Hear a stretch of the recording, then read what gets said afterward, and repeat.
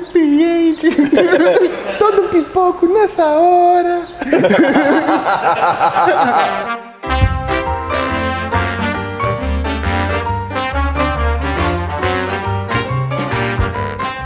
Fala galera, mais um vídeo do canal Teologueiros e hoje a gente tá aqui com uma participação especial pela primeira vez.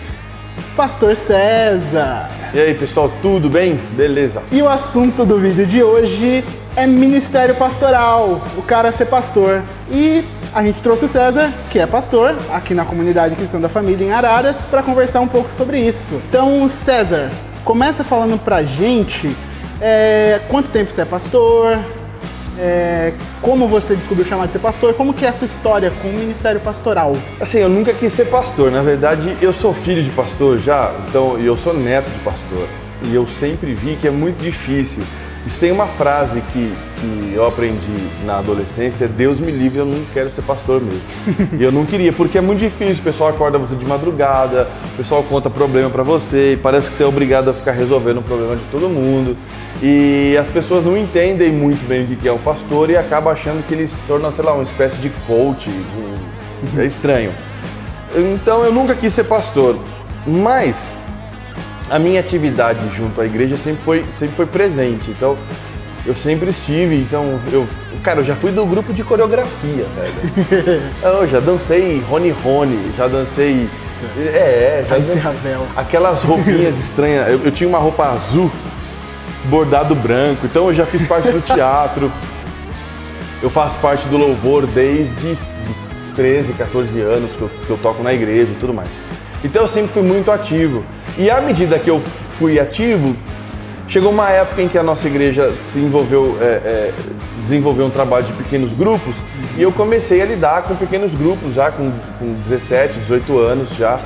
E eu comecei a pegar muito amor para estar com as pessoas, Então era ir buscar todo mundo. Eu lembro, meu pai tinha um Monza 84 preto, a gente enchia aquele carro de gente até ficar apinhado mesmo. E ou era para ir para a igreja, ou era para ir num retiro, num encontro, ou mesmo numa reunião na casa de alguém, na minha casa. E eu sempre me envolvi muito com as pessoas. E depois de um tempo, pela necessidade da organização do grupo de pessoas, me colocaram para cuidar dos jovens e dos adolescentes. E eu amei aquilo e nunca tive pretensão de carregar título, nome de nada. E amei cuidar das pessoas e ensinar e me empenhei mesmo por muitos anos. Aí nos últimos 4 anos que eu fui ordenado como pastor, eu e a minha esposa, que sempre esteve comigo, né, a Regiane, a Nani, né, ela sempre esteve comigo em todo o processo, em todo o trabalho. Então nós fomos ordenados e aí há 4 anos nós somos então chamados de pastores, por alguns, por outros não, e isso não me incomoda também. Mas foi algo que surgiu de modo muito orgânico, até mesmo porque eu nunca quis ser pastor. Mas quando eu me peguei pastoreando e amando as pessoas e cuidando delas, o que eu mais desejava era sentir-me pastor. Não necessariamente ser chamado de pastor ou ter uma carteirinha de pastor, ou seja lá o que for. Mas eu gostaria de me sentir pastoreando e cuidando das pessoas, entendendo que eu sou um pastor auxiliar que ajuda o bom pastor que é Jesus Cristo. Então, assim, é assim que a minha vida caminhou até agora. Então, ser pastor foi algo natural para você, não foi uma decisão? Ou foi uma decisão de, assim, algum momento da sua vida você falou assim, eu vejo esse chamado e eu decidi seguir esse chamado? Ou foi algo por necessidade da igreja, que você viu que precisava de alguém fazendo essas coisas e quando você viu, você estava fazendo o que um pastor faz? Então, como para mim era muito orgânico, eu me percebi pastoreando. Então assim, não foi algo que de repente eu acordei e falei, não, agora eu quero ser pastor. Porque eu acho que eu nunca tomei essa decisão meio que até hoje, mas eu me percebi pastoreando. E eu me percebi tendo a minha agenda tomada para cuidar das pessoas, estar com elas, ensinando, pregando, aprendendo. Teve uma época na minha vida, próximos de 19 anos, quando eu me apaixonei pela Bíblia Sagrada e eu fui estudar diversos seminários, diversos cursos, diversas frentes, eu li muito, eu ouvi, eu tenho mais hora de pregação e estudo do que muito piloto tem hora de voo, porque Até hoje eu ouço 3 pregações de figuras que eu admiro por dia. Faz parte da minha rotina isso. Então eu tenho muita hora de estudo acumulada e eu me peguei fazendo isso por amar a palavra de Deus e por desejar ser alguém que tivesse uma resposta para auxiliar as pessoas, edificar as pessoas. Então, assim, o meu chamado, eu acredito num chamado, eu acredito numa vocação, até porque é o argumento bíblico, né? A vossa vocação. Eu me percebi amando fazer isso. Então, eu lembro muito bem quando os meus pastores se reuniram para me dizer que em determinada data eu seria ordenado, eu não tive surpresa, eu fiquei feliz, mas eu não tive muita surpresa, porque, e é engraçado, depois da ordenação, o que mudou? Mudou porque algumas pessoas me chamam de pastor. Antes, algumas já chamavam, mas foi um processo muito natural, não teve forçação, não teve... Eu não me coloquei como, nem fui colocado como, simplesmente foi acontecendo. E eu lembro que depois que eu lancei meu primeiro livro, estávamos nós numa conferência e eu fui apresentado como pastor. Eu não era. Mas aquilo estava tão natural que as pessoas que fazem parte do presbitério em que a gente se encontra, eles me enxergavam assim. Então, assim, foi super natural mesmo. Então, eu não tive assim... tanto é que não é menosprezando, mas eu não me importo muito com a data da minha ordenação. Sim. Porque foi só um processo de constatação, entendeu? Então assim, a data da minha ordenação foi importante. A gente recebe a imposição de mãos, né, do nosso presbitério, e isso é muito bom. Mas mesmo assim, para mim pouca coisa mudou, porque continuou só da onde eu já estava. Foi saudável e segue sendo. Legal. Qual que é o trabalho do pastor assim no dia a dia? A gente sabe que na igreja o pastor às vezes é o que prega, às vezes é o que ajuda as pessoas no final do culto, vai dar uma oração, vai dar um aconselhamento. No dia a dia, assim, durante a semana, o que é, a gente falando biblicamente, o trabalho do pastor? Olha, falando biblicamente do trabalho do pastor, seria para ser alguma coisa simples. Inicialmente, alguém que é modelo para os fiéis. Você pega Paulo falando para Timóteo, né, de que o bispo deve ser modelo para os fiéis, deve ser um bom marido, deve ser um bom pai, deve manusear bem a palavra da verdade, um conhecedor da palavra de Deus, deve ser um homem bom, não dado ao vinho e tudo mais. Então, assim, essas são as recomendações de Paulo para Timóteo. E aí a gente cai num contexto social, a gente cai num contexto cultural, que hoje nós temos então templos, hoje nós temos lugares e tal, uma infinidade de igrejas com costumes diferentes, mas eu posso falar da minha experiência aqui. Então, a minha experiência aqui é a seguinte: nós somos 3 pastores aqui e nenhum é tempo integral. Todos os pastores têm sua atividade profissional e nós exercemos o nosso ministério mesmo durante a noite. Por quê? Porque a nossa igreja, nossa comunidade é feita de pessoas que estão ocupadas durante o dia. Então não tem muito porquê nós ficarmos aqui, ou um de nós ficar aqui o dia todo para fazer algum trabalho, porque ele acabaria se transformando num zelador do prédio, né? E não necessariamente num pastor. Então nós não temos gabinete, nós não atendemos pessoas no gabinete. É uma prática nossa, não condeno quem faça o contrário. É uma prática nossa, né? Então, assim, o meu trabalho enquanto pastor é, além de muitas vezes dar aula no seminário, né, muitas vezes ser o pregador da noite, a minha semana ela é tomada por momentos de aconselhamento, por visitas. Eu recebo muito as pessoas na minha casa para atender e para aconselhar. Além do que, eu amo estar com as pessoas. Você mesmo sabe disso. Quando eu não tenho nada para fazer, eu ligo para uma galera, eu chamo você. A gente vai para casa, a gente vai jogar um jogo, a gente vai dar risada, vamos fazer churrasco. Porque eu gosto de estar com as pessoas. Então, o meu trabalho, o que me dá de fato trabalho mesmo, é estar com as pessoas, lidar com o coração delas, fazê-las perceber o momento que estão vivendo, fazê-las perceber o caminho que tomaram e, se necessário for, corrigir para a rota na direção do Salvador, na direção do Cristo, tudo mais. Então, o meu trabalho pastoral, ele é... Então, de vez em quando eu prego, de vez em quando eu dou aula, de vez em quando eu atuo numa celebração, mas o meu trabalho pastoral é diretamente com as pessoas mesmo, assim. Penso eu que me ocupe 80% da minha atividade pastoral seja ocupada na sala da minha casa ou na sala da casa de alguém, conversando, ensinando, exortando, corrigindo, auxiliando, ajudando, dando recurso, seja mais o que for.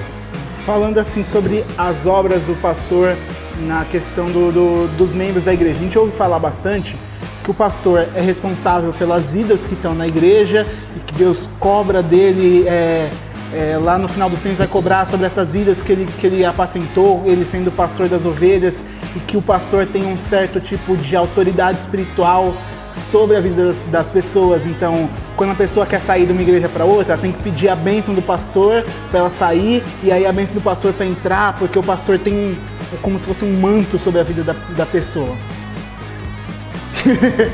É assim, ó, vamos partir do princípio, né? O pastor, ele é aquele que pôs a mão no arado. E quem põe a mão no arado não deve voltar atrás, não deve olhar para trás.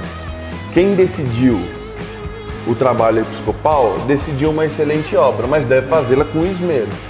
Então eu acredito, eu creio, até porque a Bíblia Sagrada nos dá esse respaldo, é que um dia eu darei conta sobre a minha vida, eu darei conta sobre a vida da minha casa, porque eu sou o cabeça do meu lar, eu darei conta sobre como fui pai para os meus filhos, como fui marido para minha esposa.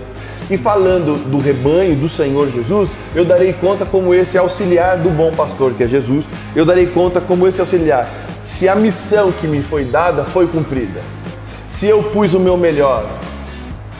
Às vezes não é nem uma preocupação pelo resultado, porque nós estamos tratando de subjetividade. A pessoa pode crer ou não, a pessoa pode decidir obedecer ou não, mas a minha consciência deve estar no fato de eu ter pregado o Evangelho do modo mais sincero que eu consegui, de eu ter buscado auxiliar as pessoas com um coração mais aberto que eu pude ter, de eu ter me dedicado à necessidade de outrem, com a devoção, com o amor que Cristo faria. Então a minha preocupação é se eu chegar diante de Jesus e falar: Senhor, eu fiz tudo que eu podia, ou tudo aquilo que estava nas minhas mãos e eu fui capaz de compreender, eu me empenhei. Então eu acredito sim que eu tenho uma grande responsabilidade. Essa responsabilidade não ultrapassa a subjetividade do indivíduo, mas a minha responsabilidade em relação ao corpo se a igreja que está caminhando comigo, ela decidiu por andar no caminho de Jesus porque eu ensinei, ok?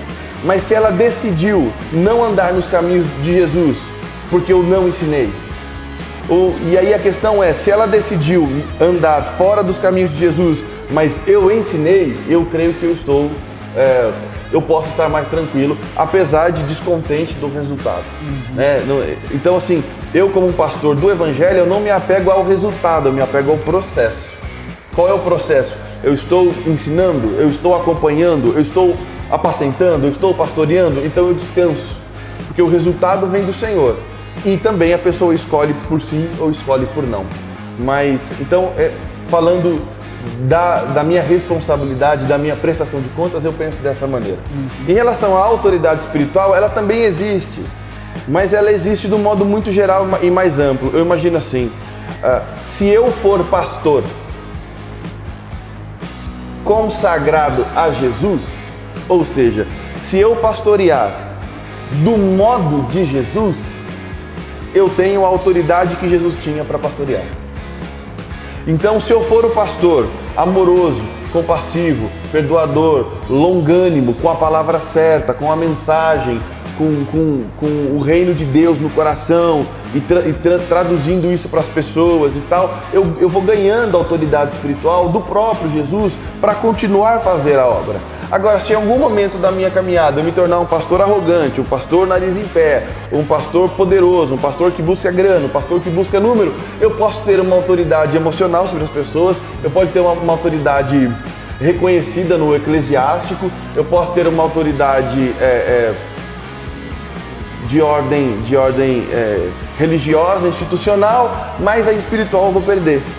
Porque, na verdade, penso eu que a autoridade espiritual não está no cargo, no título ou na posse, mas ela está no modo. Então, se o modo é consagrado a Deus, se é no modo de Deus, se é ao estilo de Jesus, a autoridade de Jesus está presente. Se não é, eu perco a autoridade espiritual.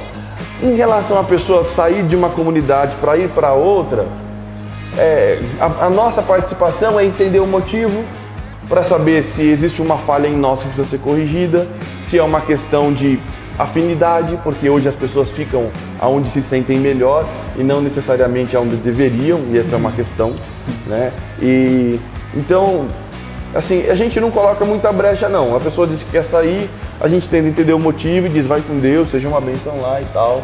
E quando nós recebemos, a gente quer saber se a pessoa deixou a comunidade dela em paz também e tal. Então, mas eu não acredito nesse domínio que o pastor tenha sobre as ovelhas, de modo de que existe um cercado espiritual que é meu e tal.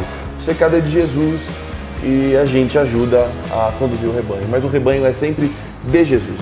E se o cara está aqui na nossa comunidade, ou está em outra comunidade, mas está no rebanho de Jesus, eu estou satisfeito. E falando sobre a questão de título de pastor, porque o que a gente vê hoje é muita briga por título e muita briga por poder. Então a pessoa quer ser pastor, não por desenvolver um ministério de pastor, ou não por ter tido, às vezes, um chamado, mas porque ela quer ser chamada de pastor tal. E até a gente vê uma grande necessidade nas igrejas, muitas igrejas hoje, de chamar o pastor. Você não pode chamar o pastor pelo primeiro nome. Então eu não posso chamar o César, tem que chamar o pastor César, ou o pastor, ou apóstolo César, ou bispo. O que você diz pra gente essa questão do nome? Isso é necessário? O que é esse negócio do título do pastor? É necessário. Por quê? Porque querem que seja. E ao invés de fazer a coisa importante, fazem de minúcias as coisas importantes. E as coisas importantes são abandonadas. Olha, de verdade, quando estava próximo de eu ser ordenado, quando eu lancei o primeiro livro, nossa, bem antes de ser ordenado, um amigo que é bispo na cidade de São Paulo, ele chegou para mim e falou assim: César, só não deixa ninguém pôr uma sigla antes do seu nome, porque você é César. Ah, você é pastor, ok, essa é a minha função. Mas você é pastor, não é só função. Ok, você lide como você quiser. Mas eu não me sinto desrespeitado quando alguém me chama pelo meu nome. É absurdo quando alguém se sente desrespeitado porque foi alcunhado com o próprio alcunha, ou seja, foi chamado pelo nome, foi nomeado pelo nome, e a pessoa se sente desrespeitado. Eu não me sinto desrespeitado. Eu me sinto muito, muito respeitado quando alguém chega pra mim e fala assim: ô Cezão, ô mano, ô meu amigo, ô César, vem cá. E aqui na nossa comunidade tem um senhor, o senhor Antônio, e ele, por carinho, toda vez ele me cumprimenta, ele fala: oi meu jovem pastor. E eu fico muito feliz por causa do carinho, não é por causa do pastor. Então, se decidem me chamar já me chamaram de pastor César, já me chamaram de pastorzão, já me chamaram de pastor França, que é o meu sobrenome, já me chamaram de pastor Oliveira, que é meu outro sobrenome. Me chame como você quiser. No fim das contas, eu sou servo da igreja, servo dos irmãos, e os irmãos me chamem do modo como lhe for tranquilo. Agora, por que é importante? É importante porque fizeram disso algo importante. E às vezes a gente é coagido a ter que lidar. Eu já vi esposa tendo que chamar o esposo de pastor. Poxa vida, né? E aí me faz pensar coisinhas, né?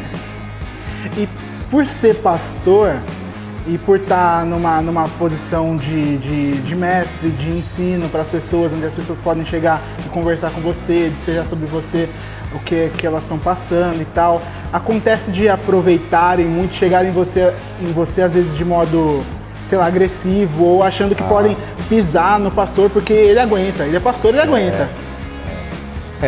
Graças a Deus aqui na nossa comunidade isso é mais suave, mas existe também. As pessoas acham que nós não temos sentimentos. Então elas chegam, despejam sobre nós uma quantidade enorme de informação, uma quantidade enorme de reclamação, e às vezes não é nem contra nós ou contra alguém, às vezes é da própria circunstância, e nós temos que ter um cuidado grande de ficar peneirando o que a gente deixa entrar e o que a gente não deixa entrar. Mas eu acho que às vezes tem os folgados, eles querem que nós tomemos a decisão que ele precisa tomar. Então nós ensinamos, dizemos o caminho, melhor para a tua circunstância, considerar esse ponto, aquele ponto e decidir se você quer andar de modo que vai à sua cabeça ou do modo que a palavra de Deus ensina. E aí, no fim das contas, a pessoa cobra de nós a decisão. E quando um pastor decide pelo membro da sua congregação, ele vai ter um problema enorme. Porque se essa pessoa se arrepender, ela vai dizer que foi o pastor que decidiu por ela. Então, nós não tomamos decisão pelas pessoas. E nós temos que lidar, porque isso é caro para nós. Porque seria muito mais fácil eu, como líder da igreja, impor o que os irmãos tinham que fazer. Do contrário, eu tenho que ficar pedindo em nome do amor e orientando e ensinando, e a pessoa tem que decidir. Né? Então, eu diria que é uma luta contra o desejo de poder que tem no coração de todo homem. Porque eu gostaria de poder mandar nas pessoas, mas eu não devo, eu não posso. Porque o dia que eu fizer isso, eu perco a autoridade de Cristo. Porque Cristo não mandou. Quando Cristo é abandonado pela multidão, ele se vira para os seus discípulos e diz: e aí, vocês não vão embora também? Né? Ou, se Jesus fosse um pastor evangélico, provavelmente ele diria: vocês não vão embora, vocês têm uma aliança comigo, vocês têm que ficar aqui. Então, ao Espírito de Cristo, a gente entende e nós sofremos o dano da liberdade das pessoas.